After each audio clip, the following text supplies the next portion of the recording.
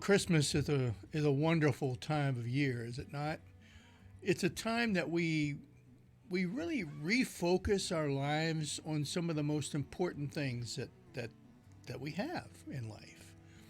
It's a time of joy, and I know that for me personally, when I hear some of the old music, that's played during the Advent season, like, it's the most wonderful time of the year, and have a holly jolly Christmas and songs like that.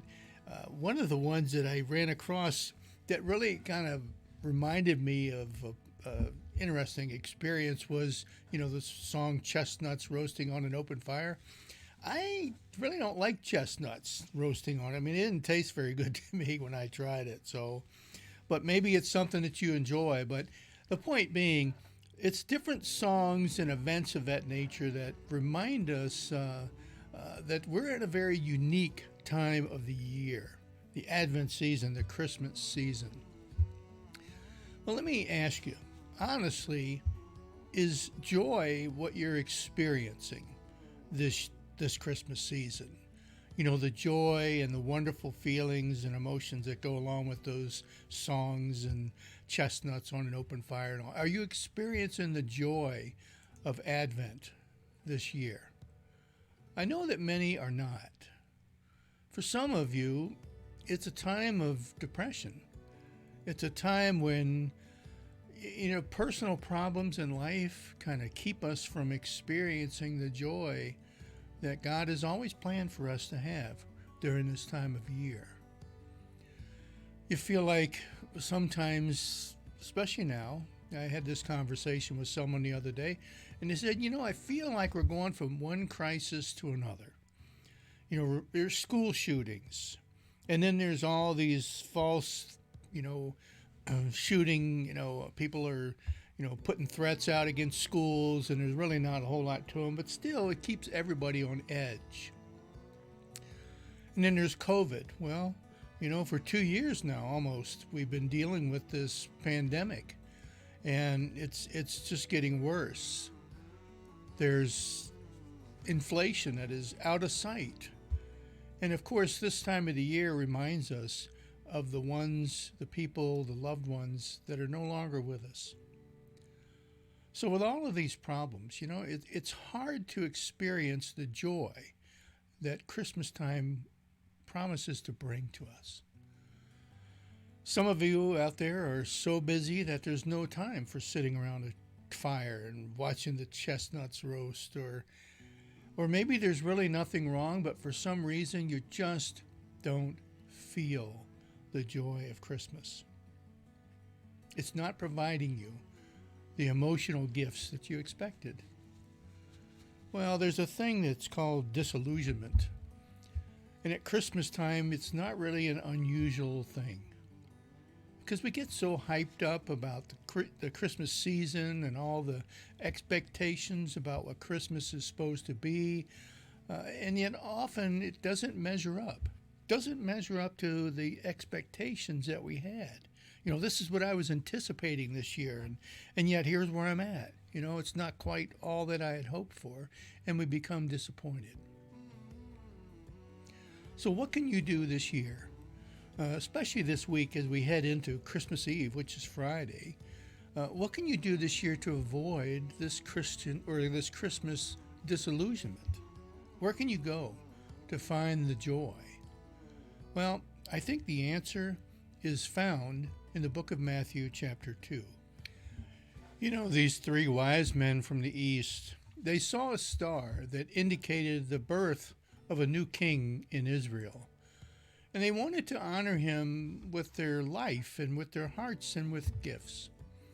So they set out on a journey of following this star to find this newborn king. From the personal outlook of these kings, I think we can see how you and I can raise our level of joy during this Christmas season. Ask yourself these questions. What is it that I want to get out of Christmas? What is it that would make Christmas a wonderful and satisfying time? Is it snow? Is it seasons? Is it the family all being together and happy? Is it a feeling? That's the holiday spirit. Finding the right gift, giving the right gift, getting the right gift. And then ask yourself, have you ever been disappointed by Christmas? Chances are, yes. I think most of us would say there have been times, there have been years where Christmas just didn't measure up to what I thought it would be. Friends, I think the problem is not so much in Christmas, it's in our own expectations, that maybe you and I at times look for the wrong things. The Magi show us in this story how to experience Christmas by looking for the right things. Now, what were they looking for? Well, I'll put it up on the screen for you here. They came to Jerusalem and said, "Where is he who has been born the King of the Jews? For we have seen him, his star, in the east, and have come to worship him." You see, they were looking for Jesus. Christmas for them was an opportunity to worship God and to actually physically see his plan of salvation, the Christ child being born into the world. This is what what we should be looking for this Christmas, is a fresh glimpse of who we are as people and who God is as our Creator. The Magi teach us that there are right and wrong places to look for Christmas. And they started by looking in the wrong place, actually. They started where their own human understanding and reasoning took them, which took them to Jerusalem. Because after all, a king would be born in a palace, right? So they followed the star, and they took him to Jerusalem, and they immediately went to the palace. We too are looking in the wrong places at times. Sometimes we think that getting or giving the right gift will be the experience at Christmas that will bring us complete joy. We imagine that being with family will be, a total time of joyful bliss. Well, all of these things can sorely disappoint us at times because you may be not able to afford the right gift, or you don't know what the right gift is, or maybe there's family members that are missing. But there are things that get in our way of experiencing joy in the relationships and families that we have surrounding us. If you're looking to the material aspects and the relational aspects of things to bring you this tremendous joy at Christmas, I think you're going to be sorely disappointed. These men, they ended up following this star. They found this star and they followed it to the wrong place first. How many of us have done the same thing? We started off the Christmas season only to realize that we're looking in the wrong place to find the joy of Christmas. Those Magi came bearing gifts, and they were very appropriate gifts. Gold, which was a gift for a king, frankincense, which was a gift for a priest, and myrrh, which was a gift, actually it was the ointment that they would use to anoint a body of a person getting ready for burial. When you think about it, how appropriate were these gifts for the Christ child?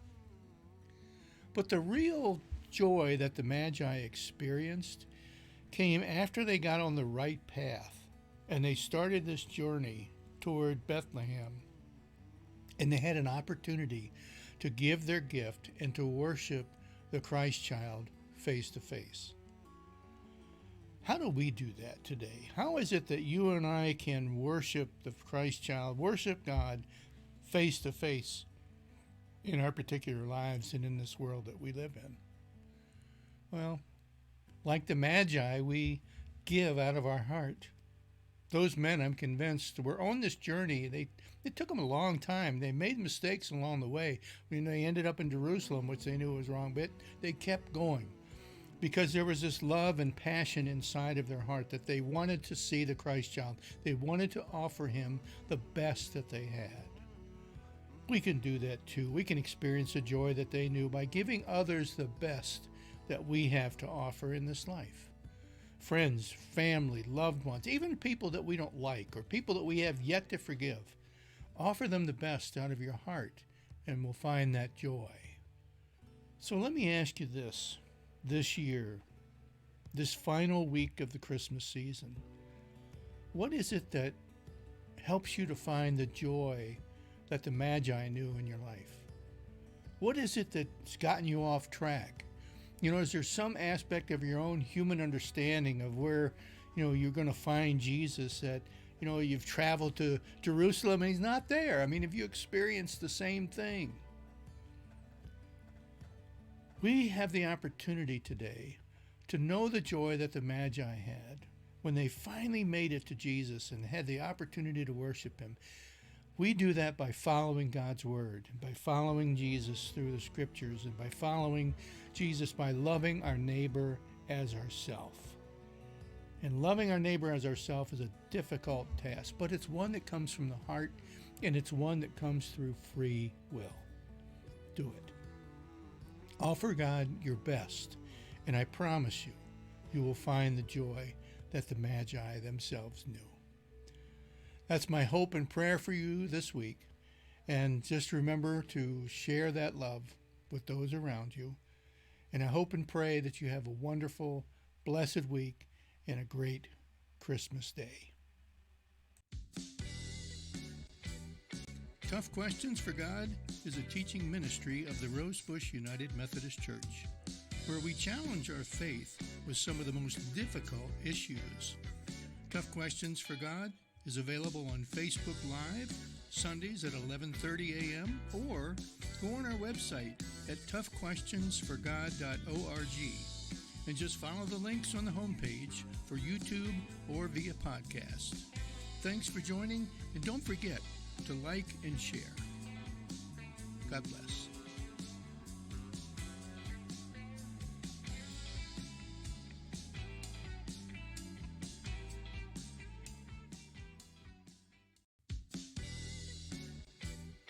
Tough Questions for God is a teaching ministry of the Rosebush United Methodist Church, where we challenge our faith with some of the most difficult issues. Tough Questions for God is available on Facebook Live Sundays at 11:30 a.m. or go on our website at toughquestionsforgod.org and just follow the links on the homepage for YouTube or via podcast. Thanks for joining, and don't forget to like and share. God bless.